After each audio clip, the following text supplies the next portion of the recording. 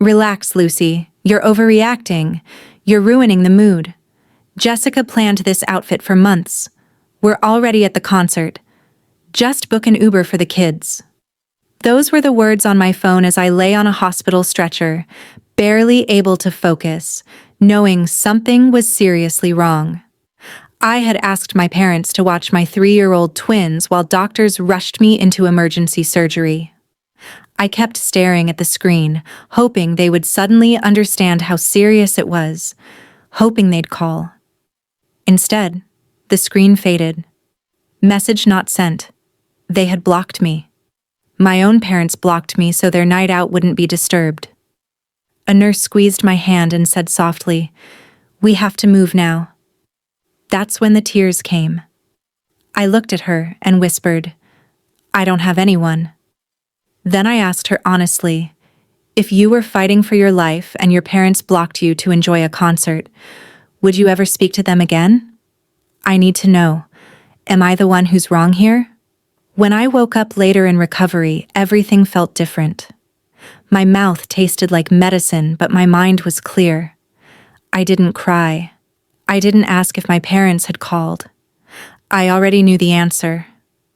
I asked for my phone. My hands were still shaky, but my decision was firm. I opened my banking app.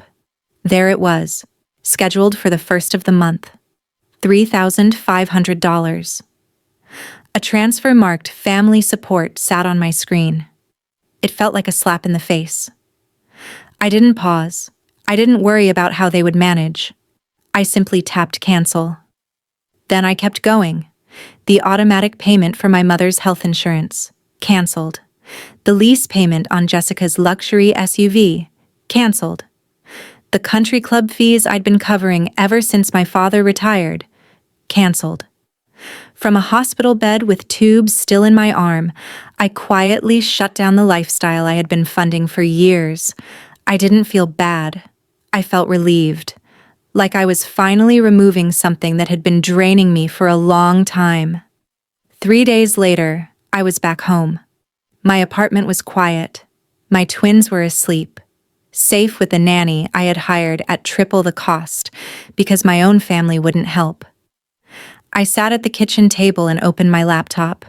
I pulled up a spreadsheet I had kept hidden for 8 years. I'm not sure why I kept it. Maybe part of me always knew this day would come. I scrolled to the bottom. The number made my stomach turn. $450,000. I stared at it again. That amount could buy a home. It could secure a future. It could change a life. As I looked through the details, the memories came back.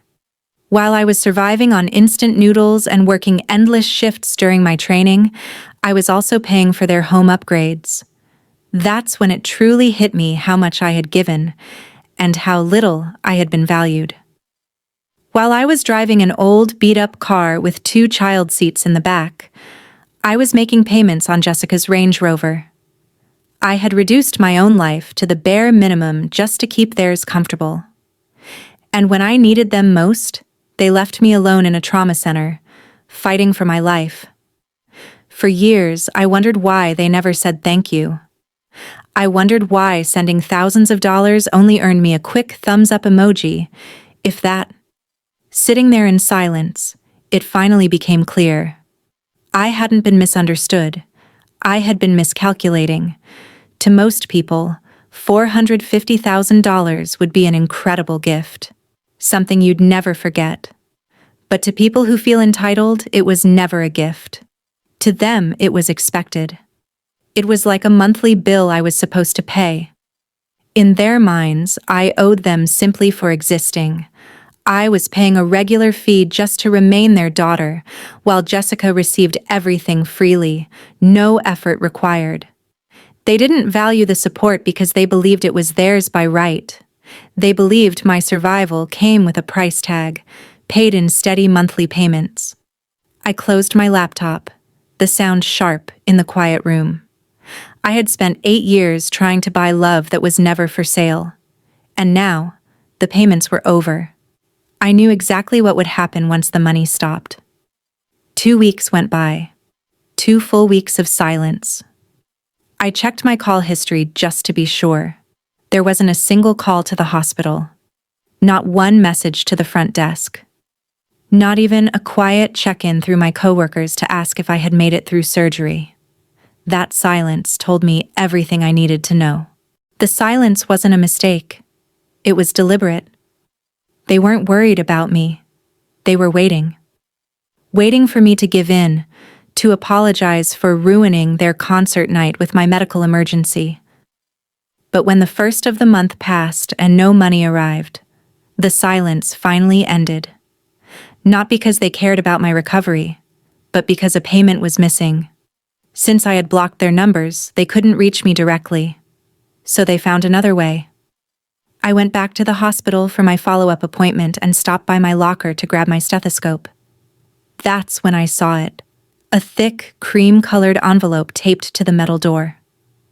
I recognized my mother's handwriting instantly. For just a second, a small, hopeful part of me thought, maybe this is a get-well card. Maybe they finally realized what happened. I opened it. There was no card, no kind words, no concern at all. Inside was a printed bank notice showing a failed transfer with a sticky note attached. It read, "There's an issue with the account. Fix it immediately. Jessica's lease payment is due on the 5th, and she's extremely stressed. Don't make this harder than it needs to be." I stood there in the locker room, surrounded by the sharp smell of disinfectant and floor cleaner, and I started to laugh. Not out of joy, but out of release. Like the last chain had finally snapped. They didn't ask how I was feeling. They didn't ask if I was healing. They didn't even ask if I was back at work. In that moment, any remaining doubt disappeared. They didn't even check if I was okay. They just assumed I was alive enough to approve a money transfer. That evening, a friend sent me a message with a link. "Don't watch this unless you're ready," it said. It was a TikTok video Jessica had posted. There she was, sitting under a ring light, softly glowing, wiping away a perfectly timed tear. The caption read, "When you have to cut off toxic family members to protect your peace, it's really hard." Jessica spoke quietly to the camera, her voice shaking just enough to feel real. When you love someone but they become so negative and unstable that they start hurting your mental health, you have to set boundaries. I'm just trying to stay strong. The comments were full of praise. "You're so brave. Protect your peace, Queen. Toxic people don't deserve access to you." I watched the video 3 times, and that's when it clicked. Toxic was just their new word for no longer useful. I wasn't a daughter to them anymore. I was a broken machine that had stopped sending money. Strangely, the video didn't hurt me. It freed me. Whatever tiny trace of guilt I still had disappeared in that moment. Any doubt about what I was about to do was gone. If they needed a villain for their story, fine. But I wasn't going to shout into a camera or chase sympathy online. I was going to do something much quieter and much stronger. I would bring proof. All I needed now was the right place, not just anywhere, but a platform big enough for the truth. And then my phone rang. It was Uncle Vincent. In our family, Uncle Vincent is almost legendary. He's my father's older brother, a retired corporate lawyer who made his fortune holding powerful executives accountable in court. He lives in Newport, Rhode Island, and everyone in the family is intimidated by him. They spend years trying to impress him. They chase his approval, hoping for an invitation to his estate, dreaming of being seen as important in his world. To them, he's the final authority, and he had heard about what happened to me. "Lucy," he said, his voice deep and rough around the edges, "I hear you had a bit of a situation." "That's one way to describe it," I replied. "I also heard your parents were too busy enjoying a concert to come see you." I stopped. "How do you know all that?" "I still have people who talk," he said calmly. "And I saw Jessica's video. Toxic family. Interesting wording." He gave a short, dry chuckle. "Listen carefully. he continued. "I'm hosting my retirement gathering next month on my yacht in Newport. The entire family is invited." I knew exactly what that meant. My parents had been chasing an invitation like that for years. To them, it represented status, recognition, everything they cared about. "I don't think I'm up for a celebration," I said. "It's not a celebration, Lucy," he replied. "Think of it as accountability. And I'm putting you in charge." He paused, letting his words settle. "I want you to give the family toast," he said. "Say whatever you feel is right. And don't worry, I'll make sure everyone hears you." That's when I understood. This wasn't about revenge. It was about the truth finally being spoken out loud. A chill ran through me as I pictured it all. A yacht. My parents, desperate to look rich and important in front of Vincent's high-profile guests. Jessica chasing the perfect footage for her followers. And me, standing there with a microphone. "I'll be there," I said. "Good," Uncle Vincent replied. "Bring your proof. I respect someone who comes prepared." For the next week, I didn't just get ready to travel. I prepared carefully. I gathered everything. Messages were downloaded. Bank records were sorted. Hospital admission times were saved and labeled. Every detail was organized. I wasn't going to Newport out of anger. Anger clouds judgment. I was going for clarity. I wanted the truth laid out where it couldn't be ignored. By the time I drove into Newport, I felt different. The version of me that tried to please everyone, that apologized for existing, was gone. In her place was someone steady, focused, and done explaining herself. At the marina, the yacht stood out immediately, bright white, polished, and impossible to miss. My parents were already there, posing for photos, smiling wide, playing the part of successful grandparents they liked to present to the world. They didn't notice me at first. They were too busy fixing their hair and adjusting their clothes. My heels clicked against the dock as I walked past them.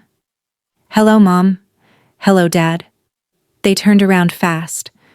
What crossed their faces wasn't relief. It was panic. They knew the money hadn't come through. They knew I'd cut off contact. What they didn't know was what came next.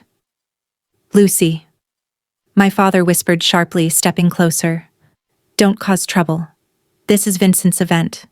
We need to look good." I smiled, calm, controlled. "Don't worry," I said. "I'll make sure this is memorable." 2 hours before the gathering began, I made one final stop. Not a salon, not a jewelry store, a bank vault in downtown Providence. The safety deposit box slid open with a dull metal sound. Inside was a single envelope. It wasn't thick, but it carried weight. This was the secret my parents had spent years trying to hide beneath country club dinners and luxury trips. I pulled out the document. The paper was slightly worn at the edges, but the blue signatures were clear and unmistakable. Across the top, in bold letters, were the words, "Quit Claim Deed." Here's the truth. My parents didn't just rely on my monthly support. 5 years earlier, their finances had completely collapsed. My father had made a series of risky investments trying to match Uncle Vincent's success. It didn't work. They were facing foreclosure. They were on the edge of public embarrassment. So they came to me, the responsible one, the dependable one, and they asked for help. And that's where everything truly began. They cried at my kitchen table that night. They said they would be humiliated if anyone found out they were about to lose the house. They said it would ruin them. So I stepped in. I took out a large loan in my own name. I cleared their debts. And in return, they signed the house over to me. Legally, for the past 5 years, that waterfront home has not belonged to Gregory and Patricia. It has belonged to me. I am the only owner. I am the one responsible. I am the landlord. I looked at the document and remembered that day clearly. The hugs, the tears. "You saved us." my mother had said through sobs. "We'll never forget this." But they did forget. They forgot the moment the money settled. After that, they went right back to treating me like help in a house I legally owned. I paid the mortgage. I covered the taxes. I handled repairs. And they played the role of generous hosts, welcoming guests into a home they no longer owned. They even threatened to ban me from the house unless I apologized for ruining their concert night. It would have been funny if it hadn't been so revealing. Right now, they were standing on a luxury yacht, nervous about a simple toast, completely unaware of the truth. They weren't homeowners. They were living in someone else's property. They had pushed out their daughter without realizing they had pushed away their landlord. I reached into my bag and pulled out the second document I had prepared with my lawyer earlier that morning, a formal 30-day notice to vacate. It was standard. It was legal. And it was final. I placed both documents into a clean black folder. I didn't feel angry. I felt calm. If I was such a burden, then I would remove myself fully. And that meant removing the roof I had been quietly holding up for years. I closed the folder. The time for carrying them was over. The yacht felt like a floating palace. Polished wood, glass everywhere, champagne flowing freely. My parents were in their element. My mother laughed loudly in a designer gown that cost more than my first car. My father stood nearby, cigar in hand, offering advice like he was a financial expert. Jessica posed by the railing, snapping selfies, labeling her life old money. They looked flawless, untouchable. They had no idea how close the ground was beneath them. Then Uncle Vincent tapped his glass. The sharp sound cut through the noise. "Everyone's attention," he said. "I'd like my niece Lucy to come up and say a few words." He paused, then added, "She's the only person in this family who truly earned her place on this boat." My father's smile slipped for just a second, then returned as he raised his glass toward me. He was waiting for praise. He was expecting loyalty. He expected me to play the role one last time. And that's when I stepped forward. I walked up to the microphone. I didn't bring note cards. I brought a remote. "Thank you, Uncle Vincent," I said calmly. My parents always taught me how important family is. They taught me that family shows up when it matters most. So tonight, I want to share a moment that really shows how much they care. I pressed the button. The large screen behind me, usually used for business presentations, lit up. Two images appeared side by side. On the left, a hospital admission record. Patient: Lucy Whitmore. Time: 7:14 p.m. Condition: critical internal bleeding. On the right, a screenshot of a text message sent 1 minute later. "Stop being dramatic. You're ruining the vibe. Jessica planned this outfit for months. Call an Uber for the kids." The deck went completely silent. Not an awkward quiet, a total stillness. I watched the color drain from my mother's face. My father's cigar slipped from his hand, ash scattering onto his shoes. Jessica froze mid-selfie, her phone slowly lowering. The guests looked from the screen, to my parents, and back again, their expressions shifting from confusion to shock. "I almost didn't make it that night," I said quietly. But my mother was right about one thing. I definitely ruined the vibe. I thought they might shrink away. I thought they might leave. But I underestimated them. My mother didn't back down. She exploded. She stormed toward me, pushing past a waiter. "Turn that off!" she screamed. "Turn it off right now, you ungrateful, unstable liar!" She grabbed the microphone stand, trying to pull it away. "She's not well," she shouted to the crowd. "The accident affected her mind. She's on medication. She's unreliable." She pointed straight at me. "I'm reporting you. You shouldn't be allowed to work. You'll never practice again." She was yelling, shaking, completely out of control. And oddly enough, I felt calm. There's a term in psychology for this moment. It's what happens when someone realizes they've lost control. They don't reason. They don't reflect. They panic. They lash out. I didn't react. I waited until she had to pause for air. Then I reached into my bag and took out the black folder.